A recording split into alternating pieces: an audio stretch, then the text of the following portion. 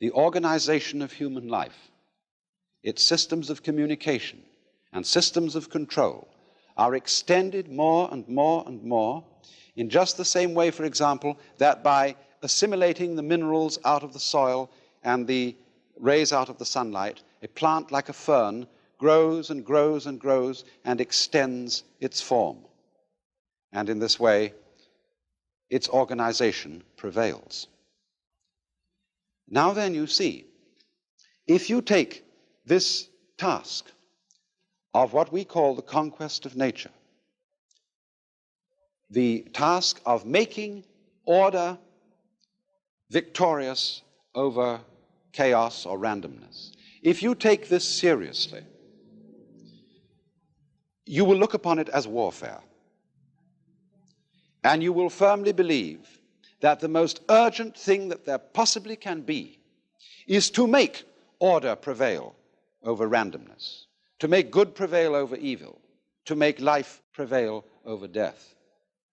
And we find that when we are in a contest of this kind, a serious warfare game of this kind, and we take it seriously, we are involved in it in a very deep and bitter sense. Now, the difference of Buddhism from science as a form of knowledge is that in Buddhism, it would be said that this view of things, this view of the task of life as making order triumph over disorder, leaves something out.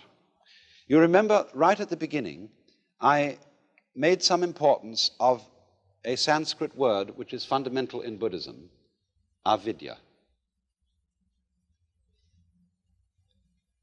Avidya, which meant, means non, vidya, knowing. Non-knowing or ignorance, or better, ignorance. Ignorance, in other words, leaving something out of account. And I want to use a familiar illustration to show in what way we ignore. You see here a figure which is apparently, as you look at it, two faces in profile about to kiss each other. Now, if we draw back a little from those two faces, we can see on the white area in between them the form of a cup.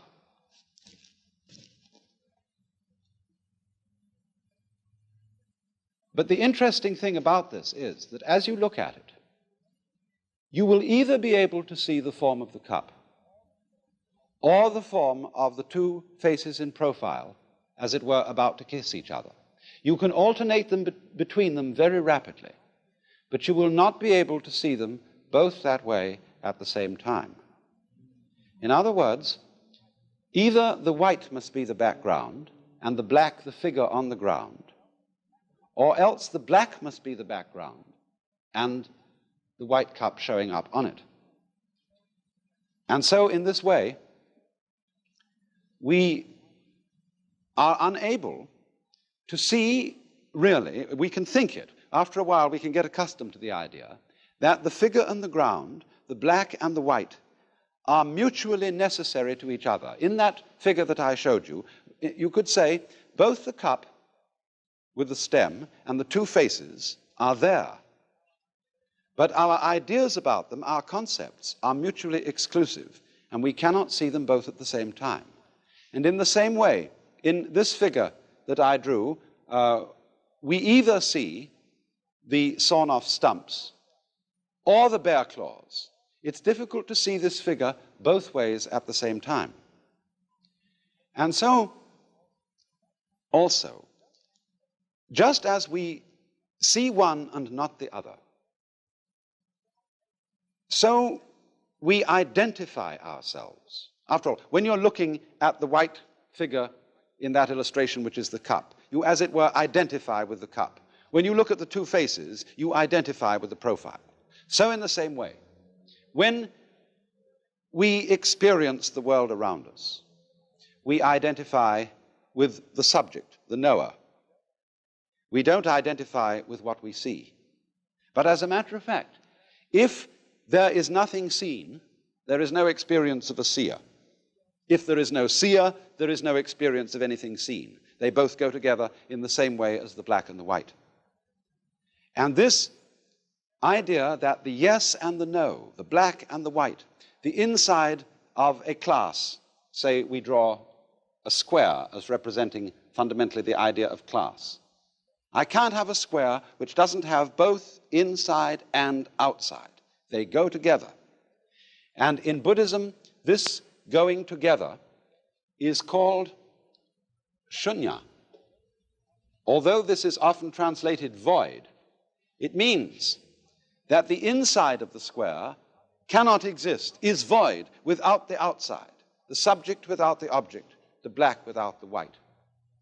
And this, of course, is represented in this fundamental Chinese figure of the yang, or the positive principle, and the yin, or the negative principle, like two fishes, constantly circulating, going round and round and round and round in the alternations of life. Now, the question is, are these two fishes involved in a fight? Is the white one eating up the black one, and the black one trying to eat up the white one? If that is the situation, then, of course, life is fundamentally nothing but a grim contest. If this one up here is the good fellow, and this one is the bad fellow, if this is order and this is chaos, then a fight goes on between them. And that's largely the way in which our technology has interpreted man's situation as against nature. This is man, the white, the good fellow. This is nature, the dark, the bad fellow. And the white one has got to eat him up. But what happens if the white fish succeeds in eating up the dark fish? The white fish disappears as well as the dark one, because the white one is only there in relation to the dark. So then, if these two fishes, as it were, wake up, if this one wakes up and this one wakes up, which is called awakening in Buddhism, they realize they're one. In other words, they go together. They're inseparable from each other. And this realization is that experience, which is called in Zen Satori, or in Buddhism, Bodhi, awakening. This sudden dawning on our consciousness that life is not really a contest to make yes triumph over no, to make the positive triumph over the negative. The two sides go together. And then one sees, in this strange way, that underlying all that is negative in the world, all that is in a way painful and evil, there is a kind of necessity to it. It goes with the good. It is necessary for the good. Disorder is necessary for the manifestation of order, just as you must have, say, a black background to show up a light figure. And then when one sees that, a profound transformation takes place in one's attitude to the world. That is to say, instead of looking upon life as a contest, it becomes a dance, it becomes a game. One doesn't withdraw from it, one doesn't stop living, but one goes into the game so that these revolving fishes are no longer trying to eat each other, but they're just going around dancing, having the biggest fun in the world. So then, must we have fixed in our minds the idea that all the forms and patterns of nature are simply methods of attack or defense, that they're devices for camouflage, that they're simply lures for sexual attraction or other utilitarian purposes? Or can we see in them a dance, a joyous cosmology?